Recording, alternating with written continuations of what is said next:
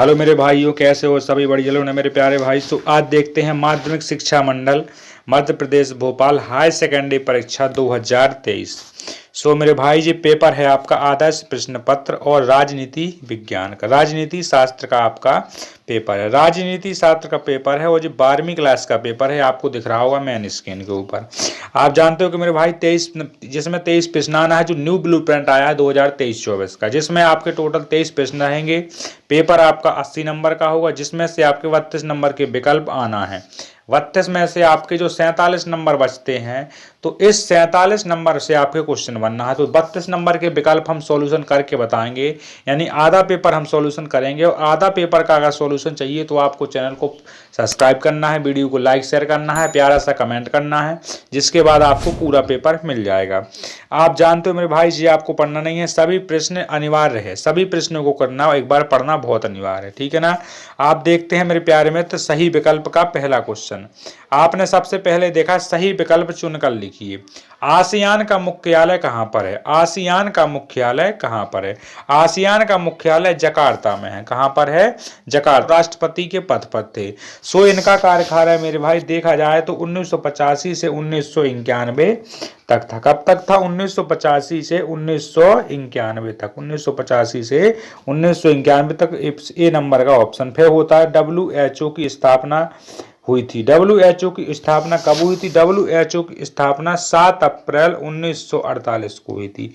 कब हुई थी? 7 अप्रैल 1948 को WHO की स्थापना हुई थी। इसके बाद आते हैं मेरे भाई चौथे नंबर क्वेश्चन। विश्व में ऐसे कितने देश है जहां पर CWC संधि का हस्ताक्षर किया है? इसके बारे में अगर आपको अच्छी जानकारी चाहिए, पूरी जानकारी चाहिए, यहाँ पर हम सिर्फ क्वेश्चन का आंसर बताएंगे। मेरे भाई इसका आंसर क्या है? CWC की संधि हुई है। इसके बाद देखते हैं ग्रीन हाउस किससे संबंधित होता है? ग्रीन हाउस मेरे भाई उत्सर्जित करता है, यानी किससे संबंधित हुई? उत्सर्जन से संबंधित हुई। इसके बाद देखना है आप, राज्य पुनर्गठन अधिनियम कब पारित हुआ? अधिनियम कब हुआ था? ये हुआ था कब को? आपको 1956 में। 1956 में राज्य पुनर्गठन आयोग स्थापित हुआ था मेरे भाई। इसके बाद देखते हैं अपन क्वेश्चन, रिक्त स्थानों की पूर्ति कीजिए। आपने देख लिए हैं कितने? 7 नंबर के क्वेश्चन अभी, ठीक है ना। आप जानते हो 7 नंबर के बाद फिर आते हैं रिक्त स्थान 7 नंबर के, जहां पर देखना है आपको कि 1967 में आसियान की स्थापना घोषणा पत्र के माध्यम से हुई थी। किस घोषणा पत्र के माध्यम से हुई थी? तो मेरा बैंकॉक, क्या है? बैंकॉक के माध्यम से। बैंकॉक घोषणा पत्र के माध्यम से। आपको मैंने इसके पर दिख रहा होगा, बैंकॉक घोषणा पत्र के माध्यम से मेरे भाई। इसके बाद आता है क्वेश्चन नंबर, संयुक्त राष्ट्र संघ के पहले महासचिव कौन थे? संयुक्त राष्ट्र संघ के पहले महासचिव कौन थे? पहले महासचिव कौन थे? ट्रीगवी। आपको दिख रहा हो ट्रीगवी की फोटो। ट्रीगवी ऐसे व्यक्ति थी जो मेरे भाई संयुक्त राष्ट्र संघ के पहले महासचिव थे। और इसके बाद देखते हैं तीसरा नंबर का रिक्त स्थान। प्रथम विश्व युद्ध में हुआ। प्रथम विश्व युद्ध में हुआ, भारत और पाक के बीच में हुआ था प्रथम विश्व युद्ध। 28 जुलाई 1914 से 11 नवंबर 1918 के बीच में हुआ था मेरे भाई। इसका पूरा डिटेल भी बता दिया है आपको। फिर होती है लिमिटस टू डॉकेट पुस्तक किसके द्वारा लिखी गई थी? लिमिटस टू डॉकेट पुस्तक MIT के शोधकर्ताओं के द्वारा लिखी गई। किसके द्वारा? MIT के शोधकर्ताओं के द्वारा। किसके द्वारा लिखी गई थी? MIT के शोधकर्ताओं के द्वारा। किसके? MIT के शोधकर्ताओं के द्वारा लिखी गई थी, ठीक है ना। इसका पूरा डिटेल मिल जाएगा आपको। पहले आपको इस वीडियो को लाइक और शेयर दोस्तों के पास भेज देना, क्योंकि डायरेक्टली पेपर है और आपके लिए बहुत लाभदायक है। 80-90% इससे पेपर आएगा, ये गारंटी है मेरे भाई। फिर देखना है, भारत में नई आर्थिक नीति में अपनाई गई थी। कब अपनाई गई थी? तो मेरे भाई किसने अपनाई थी, ठीक है ना। भारत में नई आर्थिक नीति में अपनाई गई थी। मेरे भाई किसके द्वारा अपनाई गई थी? ये होता है नरसिम्हा राव, नरसिम्हा राव के द्वारा इसकी जो क्या है नई शिक्षा नीति, जो नई आर्थिक नीति थी वो किसके द्वारा अपनाई गई? नरसिम्हा राव के द्वारा। स्वतंत्रता के बाद देश में छठे प्रधानमंत्री कौन थे? स्वतंत्रता हुई थी कब अपनी? 1947 में। और मेरे भाई 1947 के स्वतंत्रता के बाद आपके जो छठवें प्रधानमंत्री थे वो कौन थे? सो मेरे भाई राजीव गांधी। कौन थे? राजीव गांधी, राजीव गांधी, राजीव गांधी, राजीव गांधी जी, राजीव गांधी थे मेरे भाई। कौन थे? राजीव गांधी थी। इसके बाद होता है आखिरी वाला, नीति आयोग का अध्यक्ष होता कौन है? तो नीति आयोग का अध्यक्ष होता है प्रधानमंत्री, स्वयं प्रधानमंत्री, जो अभी फिलहाल में माननीय नरेंद्र मोदी जी है। जो अभी फिलहाल में कौन है? माननीय नरेंद्र मोदी जी है नीति आयोग के अध्यक्ष। इसके बाद आपको देखना है क्या है कि इसके बाद क्वेश्चन क्या होता है। इसके बाद आपने देखा कि अब बचे हैं मेरे भाई एक वाक्य क्वेश्चन। जो 7 क्वेश्चन है, सोवियत संघ में कुल कितने गणराज्य होते हैं? सोवियत संघ में कुल कितने गणराज्य होते हैं? तो सोवियत संघ में मेरे भाई 15 स्वशासित प्रदेश होते हैं। कितने होते हैं? 15 स्वशासित प्रदेश होते हैं। इसका आंसर क्या होगा कि मेरे भाई 15 स्वशासित गणराज्य होते हैं, जो आपको 15 स्वशासित प्रदेश होते हैं। लेकिन इसका अगर संपूर्ण डिटेल चाहिए तो आपको एक बार कमेंट जरूर करना है, उसमें आपको सब पता चल जाएगा। फिर ताशकंद समझौता कब हुआ था? तो ताशकंद समझौता 10 जनवरी 1966 को, 10 जनवरी 1966 को, 10 जनवरी 1966 को ताशकंद समझौता हो गया था। फिर देखते हैं ग्लोबल वार्मिंग क्या है। तो ग्लोबल वार्मिंग एक ऐसी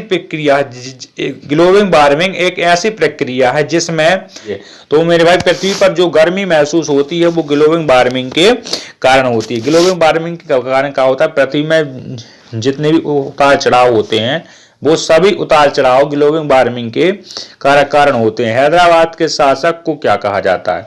हैदराबाद के शासक को निजाम अल मुल्क कहा जाता है। निजाम अल मुल्क कहा जाता है। निजाम अल मुल्क कहा जाता है।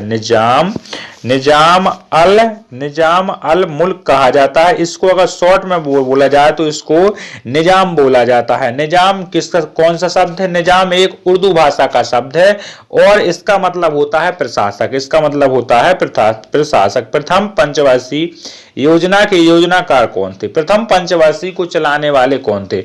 तो प्रथम पंचवर्षीय को मेरे भाई चलाने वाले कौन थे? चलाने वाले थे पंडित जवाहरलाल नेहरू। पंडित जवाहरलाल नेहरू के द्वारा चलाई गई थी। किसके द्वारा? पंडित जवाहरलाल नेहरू, जवाहरलाल नेहरू जी के द्वारा, पंडित जवाहरलाल नेहरू जी के द्वारा चलाई गई थी प्रथम पंचवर्षीय योजना। फिर होते हैं राष्ट्रपति की आपातकालीन शक्तियां।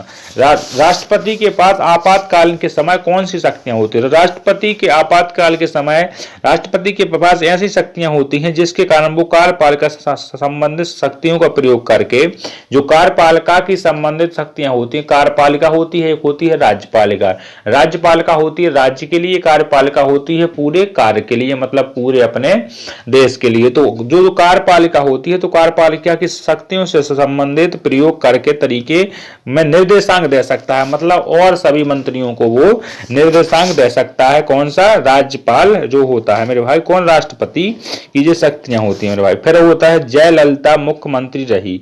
जयललिता कहाँ की मुख्यमंत्री रही? तो हम बता दें आपको कि जयललिता तमिलनाडु की मुख्यमंत्री रही है। और कितने समय रही है जी आपको संपूर्ण जानकारी देखना है तो मेरे भाई एक बार आपको चैनल को सब्सक्राइब कर लेना है और वीडियो में नए आती तो वीडियो को एक बार लाइक कर लेना। बस आपको इतना करना है। जयललिता इससे पूर्व में मतलब आज से पूर्व में 1991 से 1996 तक रही प्रधान कौन? मुख्यमंत्री। और 2001 में 2002 से 2006 तक तथा 2011 से 2014 तक, 2015 से 2016 तक कहां की 6 बार तमिलनाडु की कौन रही? मुख्यमंत्री। कितनी बार रही? 6 बार। 6 बार रही तमिलनाडु की मुख्यमंत्री। कहां की? तमिलनाडु की मुख्यमंत्री। तमिलनाडु की मुख्यमंत्री रही जयललिता जी। और इसके बाद इनका सबसे अच्छा रोल क्या है? राजनीति में आने से पहले जी अभिनेत्री थी, मतलब जी हीरोइन थी, अभिनेत्री थी और उन्हें तमिल के अलावा तेलुगु, कन्नड़ और एक हिंदी तथा एक अंग्रेजी फिल्म में भी काम किया। इनने फिल्म में काम किया है कौन में? एक तमिल में, एक ठिया किया है इनने उर्दू में और एक कन्नड़ में, एक तमिल में एक कन्नड़ में, और इसके अलावा एक हिंदी और एक इंग्लिश फिल्म में भी इनने, एक अंग्रेजी फिल्म में भी इनने काम किया। मतलब 4 फिल्मों में इनने काम किया है। मतलब जी हीरोइन भी रही पहले, तो आप समझ गए होंगे। इसके बाद हम बात करते हैं सत्य सत्य की तरफ। तो सत्य सत्य की तरफ आगे बढ़ने से मेरे भाइयों सबसे आपसे गुजारिश है कि आपने शेयर कर दिया होगा। यूरोप संघ के सदस्य कितने? 785 संघ के सदस्य थे ना? नहीं थे। यूरोप संघ में 751 से 766 सदस्य थे। यानी आपका पहला वाला क्या हुआ? सत्य सत्य बिल्कुल गलत है। ठीक है ना। इसके बाद भारत सुरक्षा परिषद का स्थायी सदस्य होता है? नहीं, स्थायी सदस्य नहीं होता है। ये सिर्फ 2 साल के लिए सदस्य होता है। कब तक के लिए? 2 साल के लिए ये सदस्य होता है मेरे भाई। फिर होता है क्या?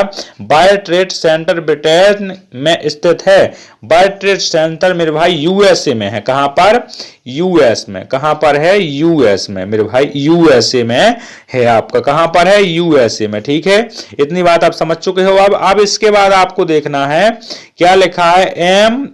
एमनेस्टी इंटरनेशनल का संबंध मानव अधिकार की रक्षा से है। बिल्कुल सही है, मानव अधिकार से ही इसका होती है। ठीक है ना। शिमला समझौता में अटल बिहारी वाजपेयी संलग्न थे। शिमला समझौता में अटल बिहारी वाजपेयी संलग्न थे मेरे भाई। आंसर आपका सही हुआ।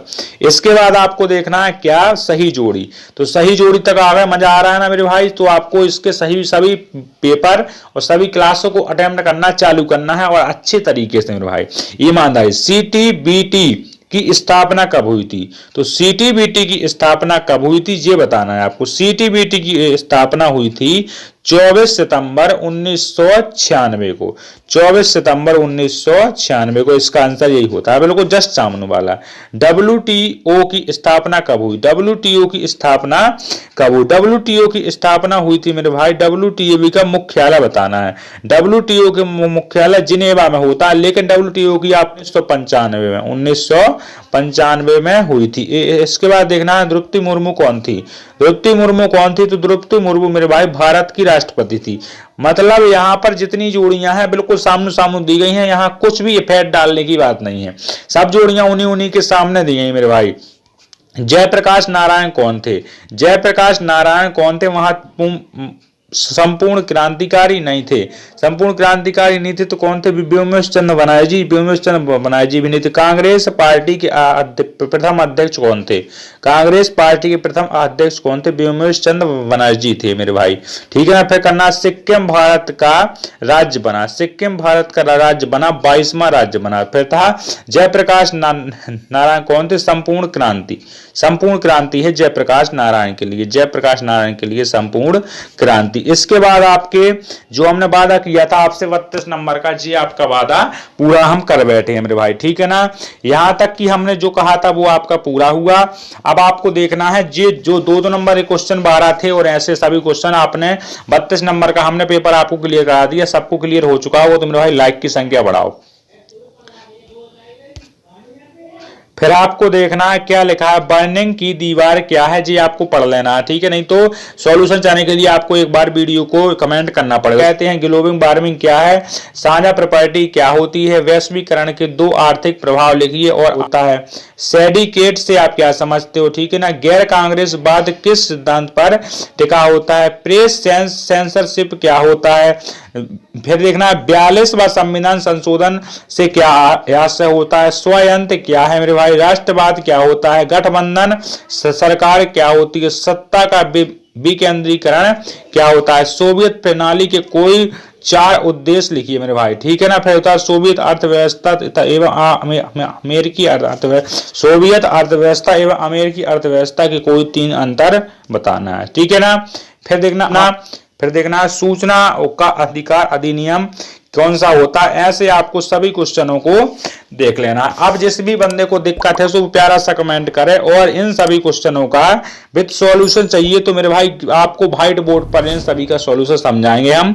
सो आपको देखना है सभी क्लासों को। अगर वीडियो सही लगा हो तो आपको एक बार लाइक करना है, शेयर करिएगा, और मेरे भाई चैनल पर नए आते तो चैनल को सब्सक्राइब करना बिल्कुल नहीं भूलना है। कैसे आपके काम की चीजें को ही हम यहाँ बताएंगे।